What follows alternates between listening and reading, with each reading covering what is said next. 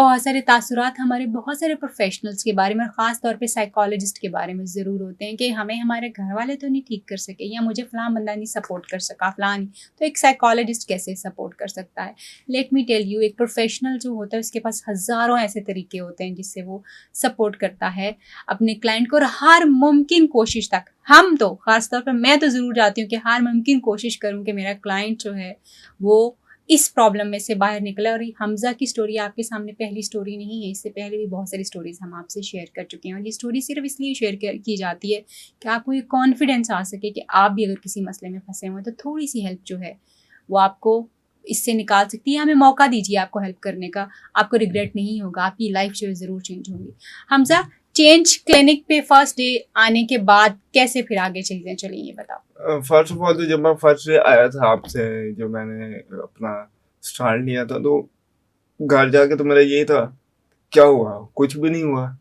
On the first day क्या हुआ, देख लिया, कोई फर्क नहीं आया सर। बट चेंज उस टाइम आना शुरू हुआ जिस टाइम आपने मुझे लाइफ के अंदर, मुझे first time literally first time मुझे ऐसा लगा कि यार एक वाहिद बंदा है अननोन, जो मुझे नहीं जानता पर्सनल लाइफ में और मैं उसको नहीं जानता, उसकी कन्वर्सेशन से मुझे सपोर्टिव फील हुआ लाइफ में फर्स्ट टाइम। और वो आप हैं बिल्कुल, मतलब इसके अंदर तो कोई वो है ही नहीं, दो राय नहीं है कि मुझे फर्स्ट टाइम मेरे पेरेंट्स से भी ज्यादा मुझे फील हुआ कि यार ये बंदा वाकई ना ये नहीं चाहता कि यार ये ऐसा हो, ये भला ही चाहता है। तो मैंने जब चीज़ों को एक्सेप्ट करना शुरू किया, वाकई में अपनी लाइफ के ऊपर एनालिसिस किया कि यार वाकई में ये मैं क्या कर रहा हूँ। मेरे पास दो रास्ते हैं, एक है नेगेटिव, एक है पॉजिटिव। पॉजिटिव पे जाऊंगा तो सारे लोग भी आएंगे, एक अच्छी जिंदगी भी गुजारूंगा, एक अच्छे लोगों से भी मिलूंगा, और एक वो लाइफ है जो अकेले गुजारूंगा और नुकसान उठाऊंगा। और मतलब अकेले भी रहूंगा और नुकसान भी उठाऊंगा।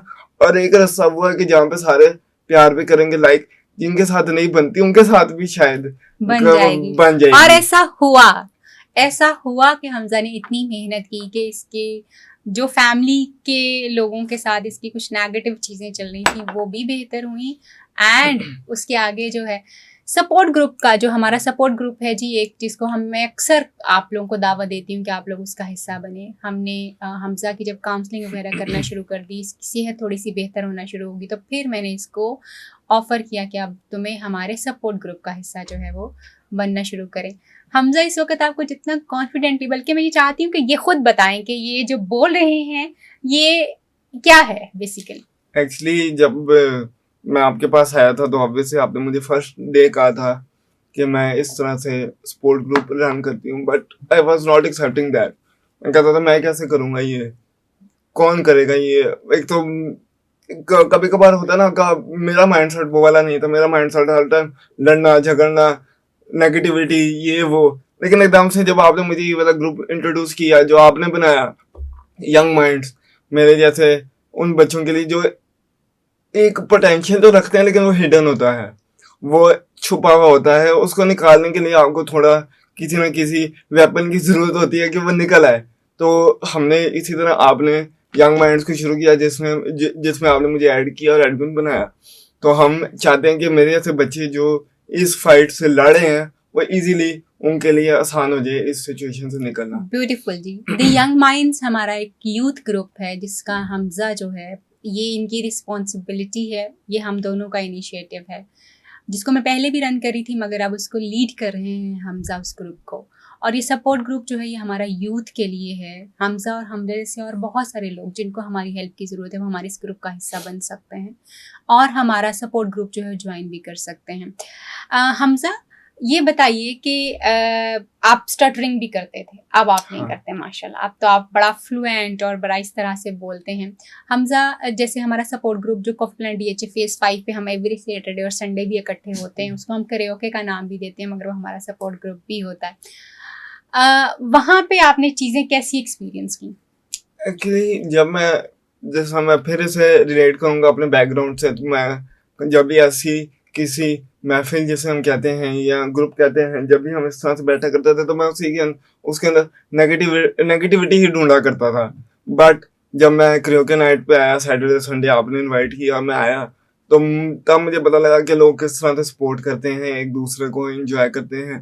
और उसमें कितना कुछ आपको सीनियर से जिनकी लाइफ का एक्सपोजर ज्यादा है उनसे सीखने को मिलती हैं।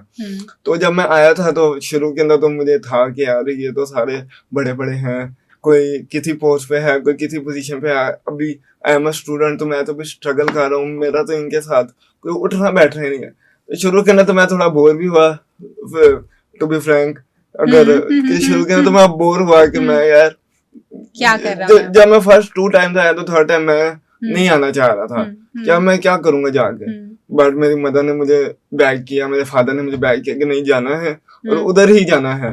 तो इसी तरह जब मैं आया तो मैं थोड़ा स्टैम्पिंग करता था, लेकिन वहाँ पे जिन लोगों का एक्सपोजर है, जिन लोगों का वहाँ पे लाइफ एक्सपीरियंसेस बहुत आगे जा चुके हैं, उनके साथ बात करके लाइफ एक्सपीरियंसेस के ऊपर, रियलिटीज के ऊपर मेरी ये वाली चीज भी कम हो गई कि यार कॉन्फिडेंट रहना ही बंदे का सबसे बड़ा टैलेंट है।